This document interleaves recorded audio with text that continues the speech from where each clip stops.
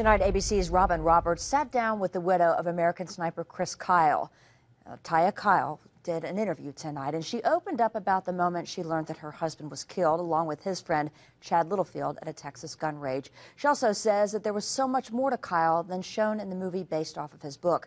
Taya wrote a memoir that will be released this Monday. Chris Kyle's death in the movie American Sniper has helped open up the conversation about post-traumatic stress disorder and its effects on veterans and their families. Tonight, News Channel 9's Brittany Nicholson spoke with a local veteran who tells us about his struggles with PTSD.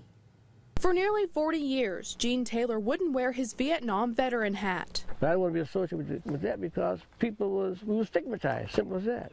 Taylor served in Vietnam for 1 year in 1967. He says people looked at vets then like they were scary or a risk to society. Things was really, really different. I didn't get my job back. I was kicked to the side. He says returning home was like returning to a foreign place. Suffering from PTSD, he turned to alcohol and didn't want to sleep for fear of what he'd see when he closed his eyes. I'd do anything to stay up. I didn't want to go to sleep. You sort of hate to go to sleep because you know what you got to go through. It wasn't until Taylor was 50 that he was diagnosed with PTSD. Psychotherapists say maybe the biggest obstacle for veterans is that society as a whole doesn't understand what they're going through. So not everybody who goes to war and is a veteran comes back with PTSD. It depends upon what they were doing, what they were exposed to, what their history is when they were going in. Taylor says movies like American Sniper have helped others understand what he wasn't able to talk about for so long.